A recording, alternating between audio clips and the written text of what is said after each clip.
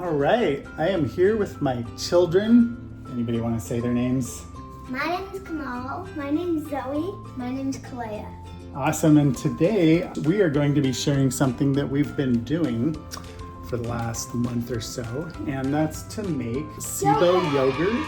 Yeah, yogurt, or 𝗟𝗏𝗄𝗏 yogurt. There's Dr. William Davis. I'm going to show you his book here. So Dr. William Davis has this book called Super Gut, and it's a great book. Highly recommend it. But this is all about making yogurt. It's super good to eat fermented food, cultured food. And so let's just dig right into it. Again, we've been making it for a few weeks now and we're all enjoying it. And a little bit about why we might want to be doing this is because It's really healthy.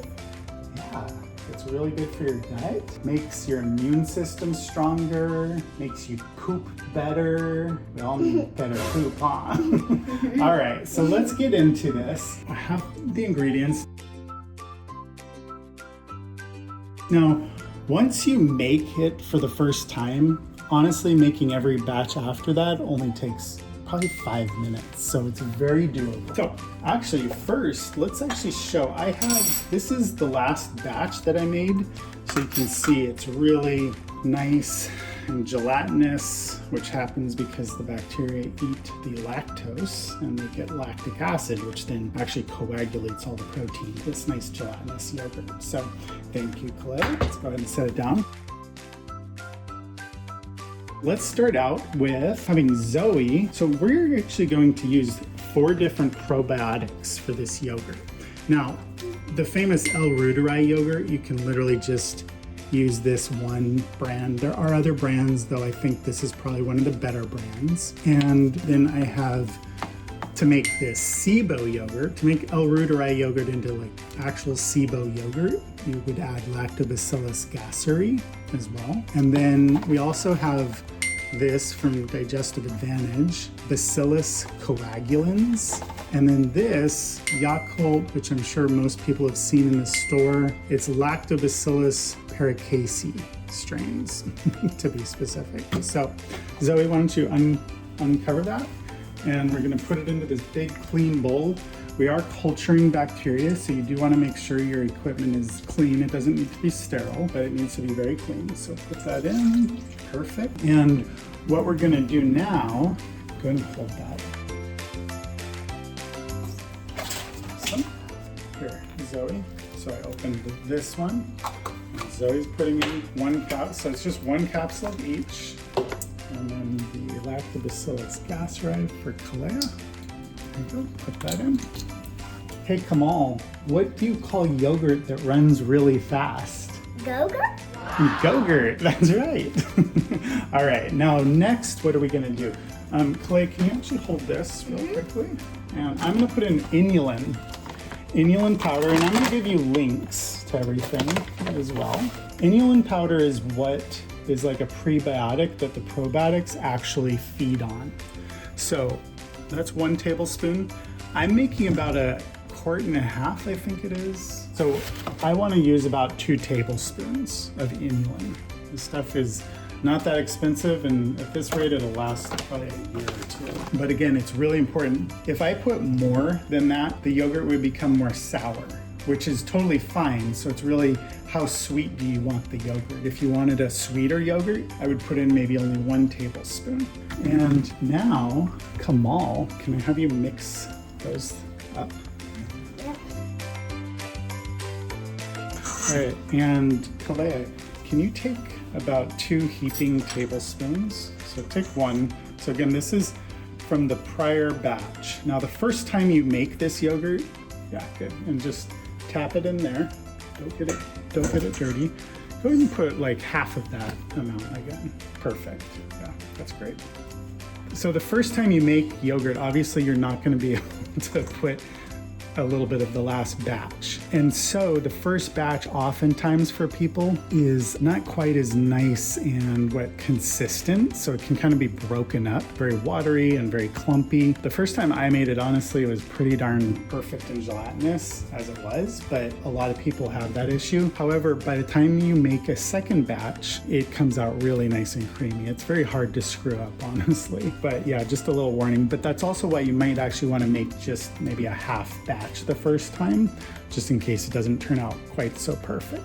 Okay, so Zoe, can I have you mix that up?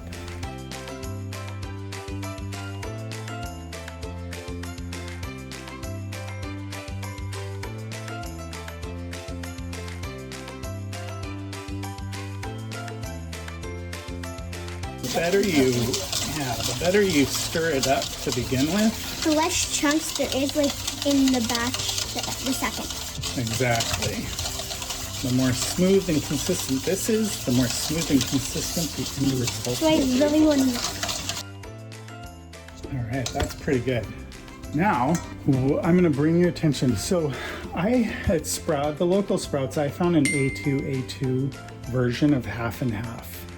You don't have to use half and half. You can use like a whole milk. You're gonna have less fat in it, which if that's your thing, that's fine. But the more fat you use, the creamier this yogurt will be. Now the A2, there's casein in milk. And a lot of people are very sensitive to the A1 beta casein protein. It can cause sensitivity, allergies, but it's more of an issue of causing potential sensitivity for a lot of people. That's why a lot of people don't tolerate dairy very well. It's either a lactose thing or an A1. So most milk in this store is A1, A2. However, there are certain cows that produce A2 milk, so you can make half and half out of this. I was fortunate enough, when people are sensitive to dairy, and again, I'm not talking lactose. Lactose intolerance is a different thing, though most people can handle some lactose if they've lost the ability to digest lactose from dairy. Usually a little bit at a time can be introduced and people do just fine. Almost everybody, probably 80, 90 to 95% of people who don't tolerate A1, A2 dairy, tolerate A2 dairy very, very well. So just throwing it out there, you totally use regular half and half though too. Kamal, you wanna open this and just dump it in here? While Kamal's doing that, I just want to ask Kalea, why did the yogurt go to class? To get tortured. Yeah, Hey Zoe, why did the yogurt break up with the spoon? It felt like it was getting a little too stirred up. Lovely. Now can I put my Yeah, you put yours in there. Yep. Perfect.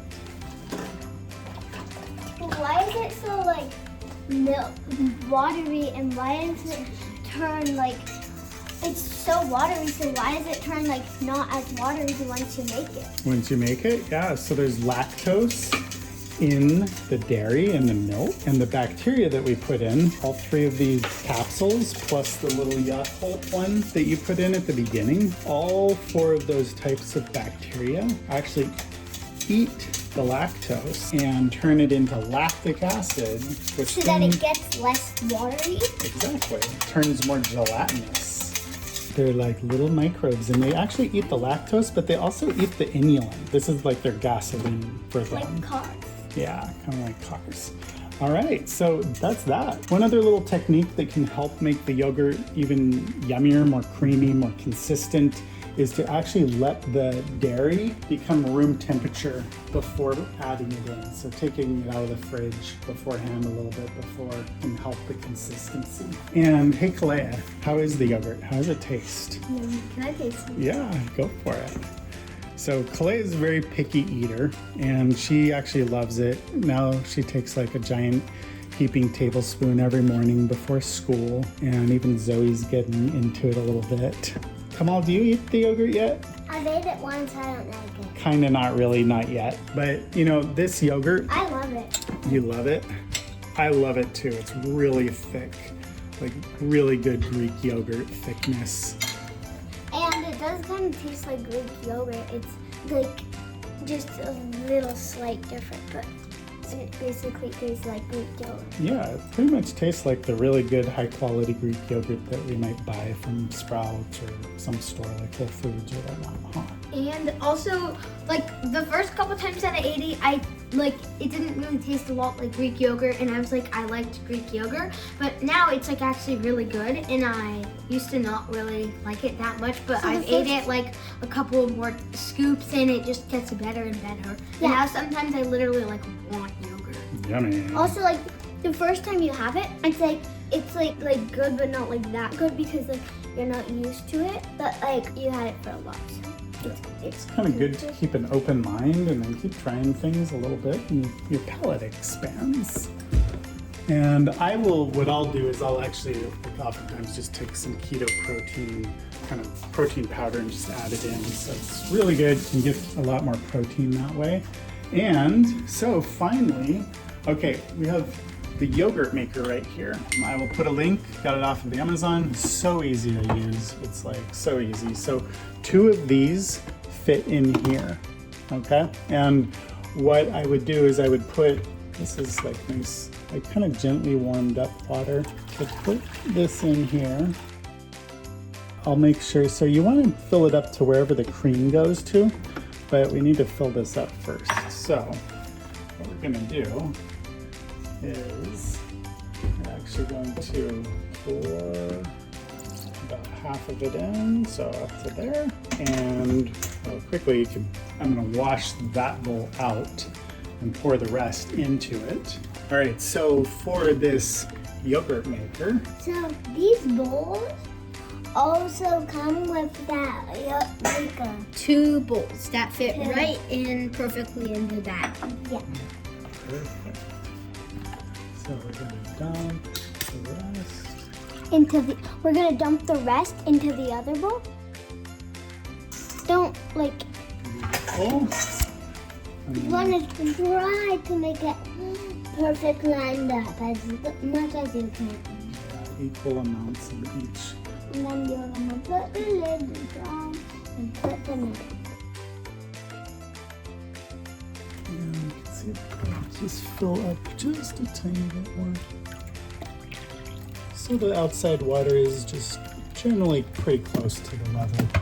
Of where the yogurt is. Exactly.